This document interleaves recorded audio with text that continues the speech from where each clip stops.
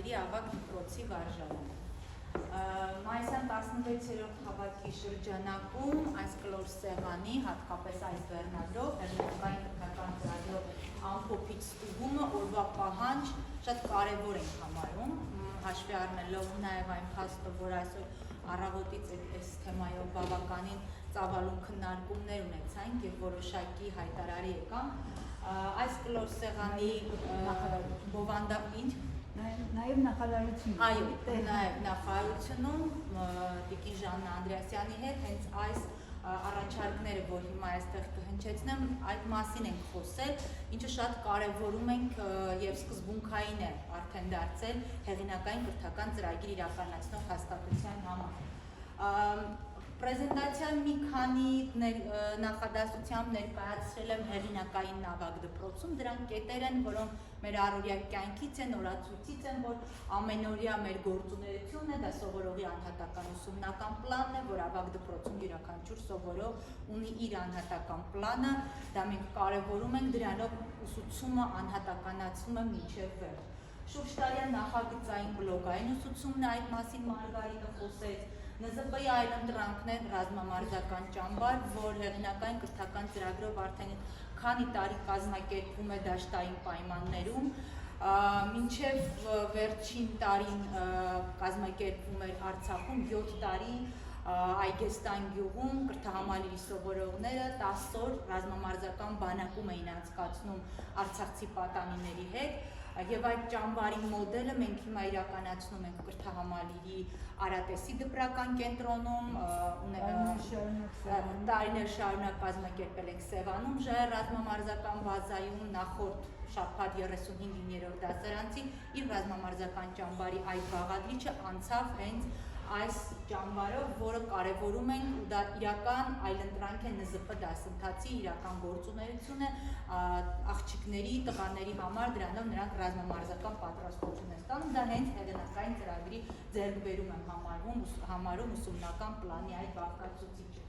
Այստեղ սովորող սովորեցնող նախագիծն է, սովորողը աշխատող ուսումնական կենտրոն կարևոր է, որ ավագ դպրոցի սովորողը դառնում է աշխատող, ինքը կարողանում է իր վարձը տալ, կրթահամալիրի ուսումնական կենտրոններ դառնում են գործատուներ, օրինակ Տիգրան Հայրապետյան գրադարանը, որտեղ սովորելը դառնում է նաև ուսումնական գործընթաց եւ 11-րդ, 10-րդ, 9-րդ դասարանի սովորողը կարողանում է արխիվացում անել, գրքերի թվայնացում, դա ուսուցում է եւ նաեւ աշխատանք, որը հետագայում իր համար որպես մասնագիտական կողմնորոշում է հանդիսանում։ Այս նկարը վերջին ուրբաթօրյա բանակումից է։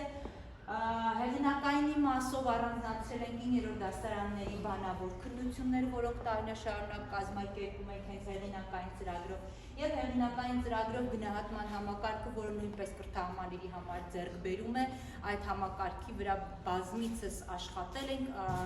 այսօրվա պրեզենտացիայի վերջում կներկայացնենք դրա համապարփակ մոդելը։ Նաև ոչ ֆորմալ կրթությունը, ճամփորդությամբ ուսուցումը, փառատոնային, համերգով, այդ արվեստ դասընթացի գեր բաղադրիչով ամբողջությամբ մեր ուսումնական պլանի առանցքում է գտնվում եւ սովորողները այդ բաղադրիչները տարիներ շարունակ փոխանցում են։ Շատ կարևորում ենք մեր կրթահամալիրի օտար լեզուների այսպես համակարգը 9 օտար լեզու, տարածաշրջանային լեզուները, հարևան 3 երկրները, Վրաստան, Իրան, Թուրքիա եւ եվրոպական լեզուները, սրանք կրթահամալիրի հեղինակային ծրագրով կարևոր բաղադրիչ են եւ այսօր էլի հանդիպման ժամանակ Տիկին Անդրեասյանը ներկայացրեց, որ մեր ներկայացած առաջարկը տարածաշրջանային լեզուների ակումբի բավականին դրական արձագանք է ստացել եւ այդ աշխատանքը պիտի տարածվի հանրապետության այլ դպրոցներում որպես մոդել։ Փոխել խնդրում եմ, շարունակել, նաեւ կարևորում ենք այն, որ կրթահամալիրի բոլոր ուսումնական կենտրոնները սպասարկում են ոչ միայն ավագ դպրոցն, այլ ամբողջ դպրոցին եւ այդ ուսումնական կենտրոններում ուսուցումը արդեն սովորողների համար որպես մասնագիտական կրթության կարևոր գրավական է։ Մարզական ակումբները, սա նույնպես ֆիզկուլտուրա դասընթացի այլընտրանքն է։ Հրաձգություն, նետաձգություն, ֆուտբոլ, վոլեյբոլ, բասկետբոլ, սրանք մարզական ակումբներ են, որ ամեն սովորող ընտրում է իր ուսումնական պլանով եւ տարվա ընթացքում կարողանում է փոխել, դրանով մասնակցել հայաստանյան, միջազգային տարբեր մրցումների, ինչը իրենց համար որպես նախագծային ուսուցման արդյունքներ է գրանցվում։ Ինչպես նաև չենք առանձնացնում մասնագիտական կրթություն ստանալու այն հնարավորությունները, որ առաջարկվում է կրթահամարի խաղողի գինու դպրոցում, հայտամշակման լաբորատորիայում, մենք պիտի ի վերջո հաշվի նստենք մի փաստի հետ, որ գործ ունենք տարիք, սոցիալական տարբեր շերտերի մարդկանց հետ, ովքեր պիտի ստանան որոշակի մասնագիտական կրթություն եւ դպրոցը լավ է, որ այդ առումով կարողանում է սա ապահովել։ Այս ամենը ինչու ասացի այսքան երկար, որովհետեւ վերջում առաջանում է հենց այս հարցը։ Հեղինակային կրթական ծրագրով ուսուցում, բայց քննությունները կազմակերպվում են պետական ծրագրով։ Ինչի պետք է հեղինակային կրթական ծրագրի սովորողը, հիմա այստեղ նստած են, ովքեր նախագծերով են աշխատում, թարգմանական, հետազոտական, ճամփորդության ուսուցման, բայց հանձնում են այն թեստը, որը այսպես մի քառակուսի է, որը բոլորին է, տրված։ Այդ հարցը բազմիցս եղել է, տարբեր տարիների սովորողներ, ծնողներ անընդհատ այդ դժգոհությունը հայտնում են, ասելով, որ մենք ընտրել ենք հեղինակային կրթական ծրագիրը հենց ձեր մոտեցումների, միջավայրի ուսուցման համար ու ինչի պետք է մեր սովորողը քննություն հանձնի այնպես, ինչպես հանձնում է պետական ծրագրով։ Եվ այդտեղից էլ հասունացել է այս կրթական ծրագրի այս հատված կլոր սեղանի գաղափարը ու առաջարկները, որ այսօր ներկայացրեցինք նախարարությանը, հենց այստեղից են գնում։ Ես մի քանի օրենսդրական մեջբերումներ եմ արել պրեզենտացիայում, որտեղ հենց դրա մասին էլ խոսում ենք։ Ամբողջը օրենքի սահմանը։ Հանրակրթության մասին օրենքով հոդված 7 հանրակրթական ծրագրերը ասում է, որ կրթության պետական կառավարման լիազորված մարմինը կարող է հաստատել հանրակրթական, հիմնական, այդ փորձարարական, հեղինակային, միջազգային ծրագրեր, որոնք չեն հակասում հանրակրթական պետական չափորոշիչին։ Հեղինակային կրթական ծրագրով մեր ստեղծած որևէ ծրագիր չի հակասում պետական չափորոշիչին։ Մյուս կետով փոխադրման փոխադրման ազատման տեղափոխման մասն է, որտեղ ասում է, որ կրթական ծրագրերի յուրացման ամփոփիչ ստուգման եւ ատեստավորման սովորողների փոխադրման ավարտական կարգը սահմանում է կրթության պետական լիազոր մարմինը։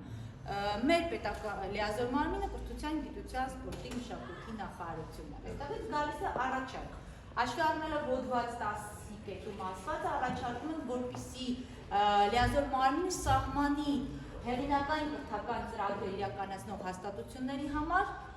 ամփոփիչ ստուգման, ատեստավորման կարգ, որի մոդելը մենք կներկայացնենք հաստատի այն կարգը, որով այո, մենք աշխատում ենք։ Սա կարևոր ձեռքբերում կլինի նաև լիազոր մարմնի համար, որ ի վերջո հեղինակային կրթական ծրագիրը ամբողջական, այսպես խտրականությունից զերծ կմնա։ Հակառակ դեպքում սովորողը հեղինակային ծրագրով սովորում է, բայց չգիտես ինչու հանձնում է այն քննությունը, որը պարտադրված է պետական ծրագրով։ Նաև հանրակրթական պետական չափորոշիչ են այստեղ որոշակի մեջբերումներ արած, բայց այստեղ կարևորը ինչին եմ ուզում շեշտադրումն անել, այդքան բուռն քննարկումների արդյունքում հաստատված հանրակրթական պետական չափորոշիչի վերջնարդյունքները բոլորը կոմպետենցիաներով են։ Հեղինակային կրթական ծրագիրը վաղուց այդ վերջնարդյունքներն ապահովում է, խնդրում թերթեք, այստեղ վերլուծի, կառուցի, համադրի, կիրառի, ներկայացնի, այս ամբողջը հեղինակային կրթական ծրագրով արվում է։ Իսկ այն ինչ թեստի մեջ է, դրանք բոլորը գիտական գիտելիքներ են, որոնք սովորողը ի վերջո իր կյանքում երբևէ չի կիրառում։ Գրեց թեստը ու մոռացավ։ Դրա համար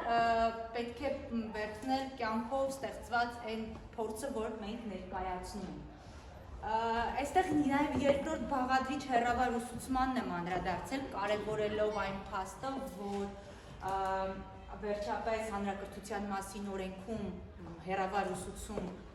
այդ սահմանումը եղավ եւ նաև հաստատվեց հեռավար ուսուցման կարգը։ Ըստ հանրակրթության մասին օրենքով սովորողը ծնողը իրավունք ունի ընտրելու կրթության ձև, ուսուցման ձև ու հաստատություն։ Ուսուցման ձևերից մեկը հեռավար ուսուցումն է։ Հաշվի առնենք այն փաստը, որ հեռավար ուսուցման ծրագիր ընտրում են ամենատարբեր ընտանիքներ, ամենատարբեր պատճառներով։ Արտերկրում ժամանակավոր աշխատանքի անցած ընտանիքներ դա փաստ է, որի հետ հաշվի չնստել չենք կարող։ Դիվանագիտական ծառայություն իրականացնող ընտանիքներ, ովքեր ժամանակավոր որևէ երկրում են այդ առաքելությամբ եւ երեխաները փաստացի հանրակրթությունից դուրս են մնում։ Առողջական խնդիրների պատճառով ընտանիքներ են լինում, որ երկրում բուժում են ստանում եւ երեխան հանրակրթությունից դուրս է մնում ու բոլորս հատկապես կրթության նախարարությունը բազմիցս բախվում է այդ խնդիրների հետ, որ ընտանիքը գալիս է, երեխան մի քանի տարի ստիպված է լինում մի տարի հետ նստի կամ էքստերն կարգով քննություն հանձնի եւ այլն, բայց եթե կա օրինական ճանապարհ հեռավար ուսուցման, ապա ինչու այդ ճանապարհով չաշխատենք, աշխարհն է այդ ճանապարհով հիմա գնում, տարբեր հանրահայտ բուհեր միջազգային իրենց ուսուցումը կազմակերպում են նաև հեռավար, իսկ հանրակրթությունը դա թերևս ամենահեշտն է, որ կարելի է անել, ինչը մենք տարիներ շարունակ անում ենք, միջին ավագ դպրոցում այս բան 33 հեռավար ուսուցմամբ սովորող կա ու տարբեր աշխարհագրությամբ Չինաստանից մինչև ԱՄՆ այդ ընդարձավ աշխարհագրական կոորդինատներով։ Երբ հետ գնացեք, խնդրում եմ, հիմա այստեղ խտրություն է առաջանում ընդունելության կարգում, եթե մենք փաստաթղթերը վերցնում ենք օրիգինալ փաստաթղթերով, ինչի չենք կարողանում, ապա ինչի չենք կարող նաև հեռավար անել ընդունելությունը, այստեղ պետք է անպայման այդ հեռավար ուսուցման կարգում այդ շեշտադրումները նայել, նաև ավարտական քննության հետ կապված հատկապես 9-րդ դասարանի, եթե 12-ամյա կրթությունը պարտադիր է, ապա մենք հիմա այդ խնդիրը ունենք։ Այս պահին մեր 9-րդ դասարանում սովորողներ կան, որ իրանք դիվանագետի ընտանիք են, բայց ստիպված երեխան պիտի վերադառնա Հայաստան, որպեսզի հանձնի պետական 9-րդ դասարանի քննությունը։ Բայց այստեղ եթե կա փորձը օնլայն քննություն հանձնելու, ես շատ բուհեր գիտեմ, անցյալ տարի օրինակ Սլավոնական համալսարանը կազմակերպեց հեռավար քննություն, որը բավականին հաջող հանձնում են։ Եթե այդ տարբերակը կա, ինչու այդ տարբերակը նաև 9-րդ դասարանների դեպքում հաշվի առնելով հեռավար ուսուցումը, որ արդեն հանրակրթության օրենքով սահմանված է։ Ու այստեղ առաջանում են հարցեր, կան արդյոք ունենք հաշվարկներ, ստատիստիկա, որ 9-րդ դասարան չավարտողներ են լինում։ Կարծում չկա այդպիսի բան, բոլորն էլ ավարտում են 9-րդ դասարանը։ Նաև այս փաստը, որ քանի արտերկրում գտնվող քանի սոցիալական տարբեր խնդիրների պատճառով սովորողը դուրս մնում հանրակրթությունից ու հիմա ստիպված էքստերն կարգով պետք է քննություն հանձնի, դա լրացուցիչ ռեսուրս է, ֆինանս է, որը մենք կազմակերպում ենք, այնինչ կարելի է ուղղակի հեռավար կրթություն համարել։ Եվ այստեղ փաստերը, այո, բոլոր 9-րդ դասարանցիները ավարտում են դպրոցը եւ ստանում են վկայական։ Քննության թեստը, այն թեստը, որ հիմա այս սովորողները հանձնելու են, որևէ կապ չունի այն իրականության հետ, որտեղ մենք ապրում ենք։ Եվ միևնույն է հեռավար ուսուցման մասով այս կետը, եթե ընտանիքը որոշել է երկրից գնա, այդ քննությունը իրեն չի կապի երկրի հետ, միևնույն է իրենք գնալու են։ Սրանք փաստեր են, որոնց հետ հաշվի նստել չենք կարող։ Եվ որպես առաջարկ, ինչն այսօր նաև կրթության նախարարությունում արեցին, հեղինակային կրթական ծրագրի 9-րդ դասարանների համար հաստատվի ամփոփիչ ատեստավորման կարգը, գնահատման համապարփակ մոդելը, որը կներկայացնենք, սրանք կարևոր են հաշվի առնելով այն զարգացումները, որ հիմա մենք ապրում ենք, այն իրականությունը, որում մենք ապրում ենք։ Ես այսքանն էի նախատեսել, շնորհակալություն, եթե հարցեր չկան, լսում եմ։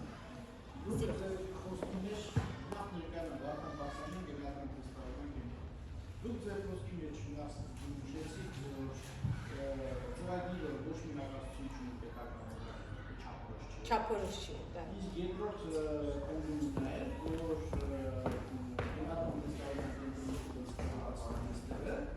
որևէ առնչություն չունեն իրականության։ Հիմա գնահատական թեստավորման կենտրոնը չափորոշ չի հիմա վրա է թեստը կազմում։ Եթե ձեր ծրագիրը չափորոշին չի հակասում, ապա ո՞նց կապ չունի թեստի հետ։ Ուրեմն, այստեղ կա հենց այդ շատ լավ ես հասկացա, ինչի մասին եք ասում, դուք ուրիշ բան եք սովորեցնում։ Մյուս կողմից հաջորդ Ուրիշ բան չենք սովորեցնում։ Մի Մի րոպե ուզում եք ասեք մեր կրթությունն ավելի խորն է, ավելի կոմպետենտությունների կոմպետենցիաների վրա է հիմնված, վերջը դրան էլ ենք նոր չափով։ Միայն գիտելիքի վրա չի, թեստը միայն գիտելիք է ստուգում, նախ այդպես չի, թեստը միայն գիտելիք չի ստուգում։ Ես բազմաթիվ թեստային առաջադրանքներ հենց հիմա կարող եմ ասել, որը ոչ Ես մի հակասում կարող եմ ասել, գիտելիք էլ չի ստուգում այդ թեստը։ Հիմա այստեղ նստած հարգելի պատկառելի մարդիկ եք, հայրենի թեստը 9-րդ դասարանի կտապալեք։ շատ հաջորդ հարցը։ Այդ հարցին կարող է ես պատասխանեմ, թեստի Ես ներկայացնում չեմ, ես ընդհանրապես ասում եմ, որ թեստը ոչ մի կետով ավելին չի, քան չափորոշիչը։ Միայն չափորոշիչի վրա է ներկայացնում։ Մենք իրավունք չունենք չափորոշիչից դուրս որևէ առաջադրանք դնելու։